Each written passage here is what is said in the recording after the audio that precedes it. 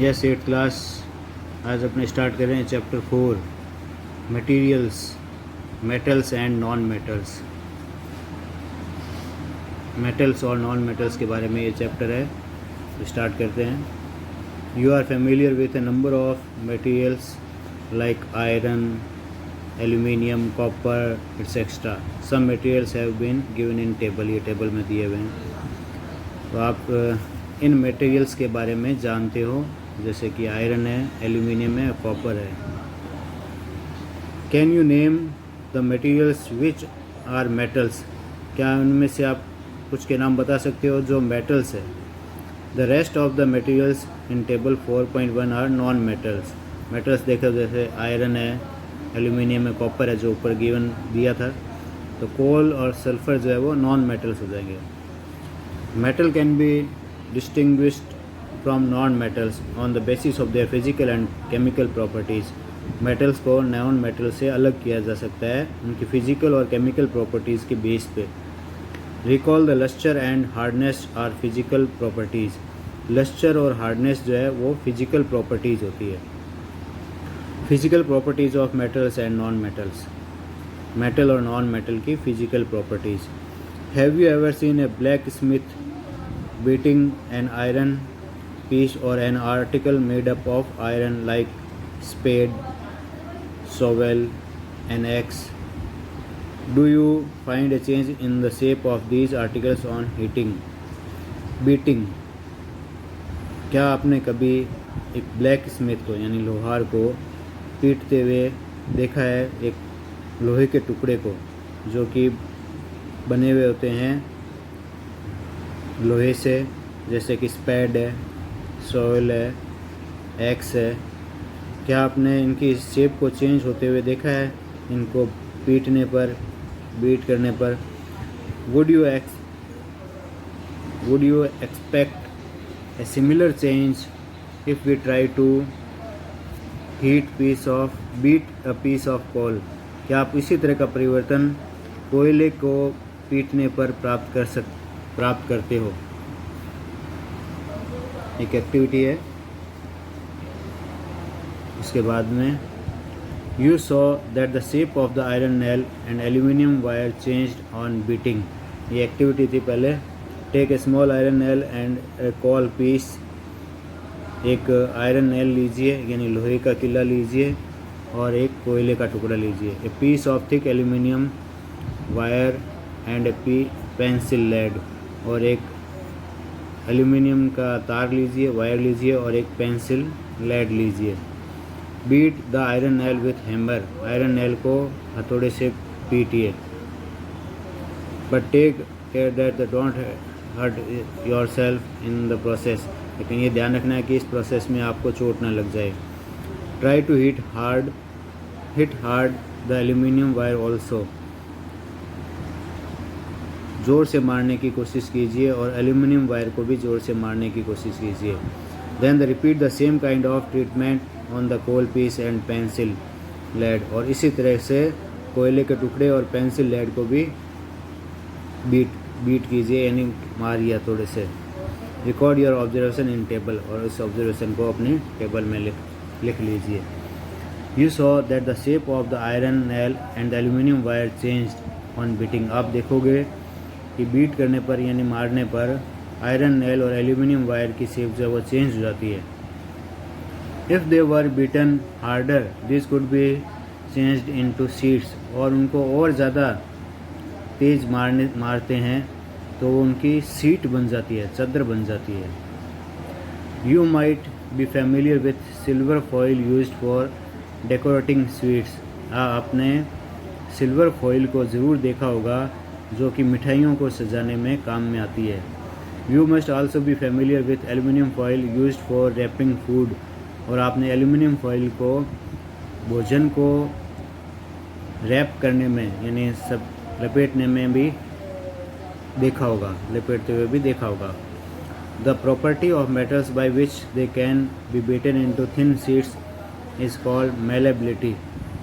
ये जो प्रॉपर्टी होती है जिसमें कि मेटल्स को हम थिन शीट्स में बदल देते हैं, ये प्रॉपर्टी कहलाती है मेलेबिलिटी। मेटल्स की ये प्रॉपर्टी होती है जिसमें हम उसको बीट करने पर यानी मारने पर पतली चादर में थिन शीट्स में बदल देते हैं। इस प्रॉपर्टी को मेलेबिलिटी बोलते हैं। This is a characteristic property of metals. ये मेटल्स की लाक्षणिक गुण है, कैरेक्टरिस्टिक प्रॉपर्टी है। As you must have noticed materials like coal and pencil lead do not show this property.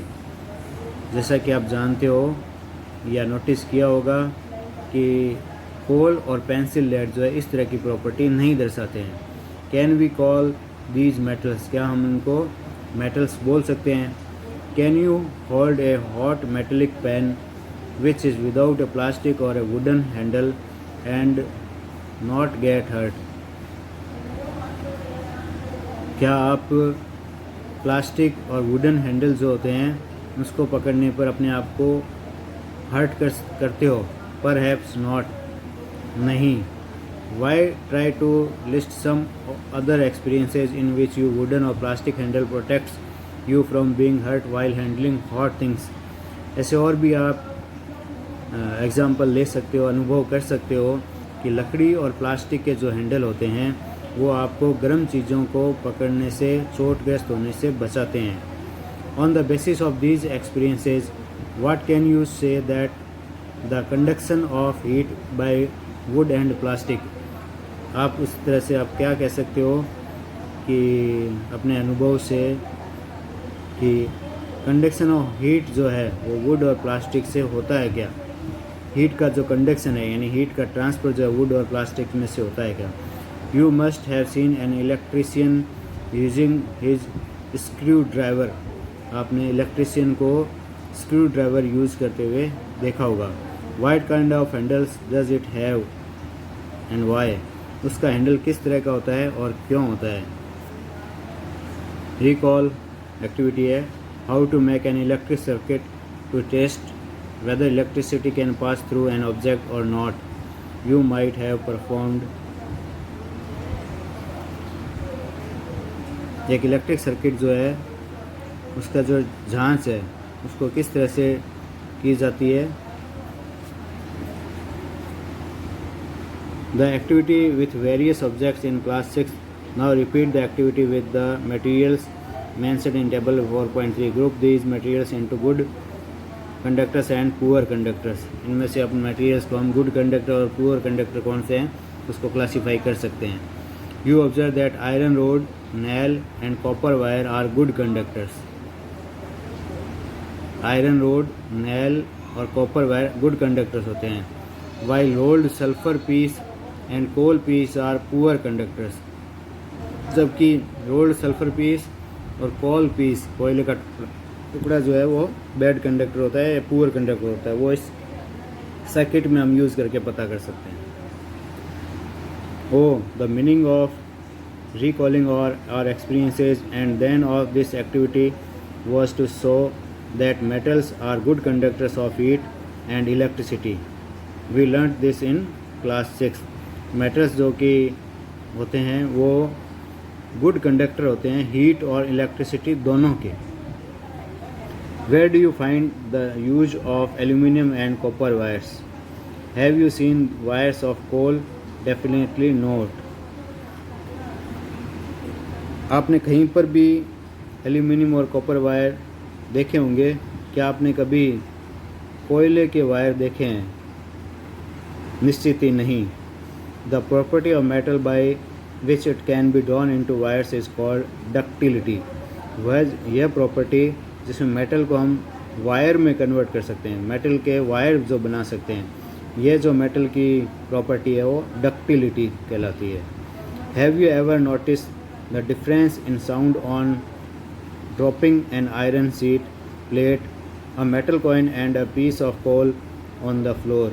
क्या आपने कभी ये अंतर देखा है कि जब हम आयरन की शीट को, प्लेट को या मेटल के कॉइन को, मेटल से बना हुआ जो कॉइन होता है, सिक्का, उसको और एक कोयले के टुकड़े को फ्लोर पर गिराने पर आपने अंतर देखा है क्या? If not you can try it now. अगर आपने ऐसा अंतर नहीं देखा तो इसकी आप कोशिश कर सकते हो कि इनमें, इनको गिराने पर हमें क्या अंतर दिखाई देता है।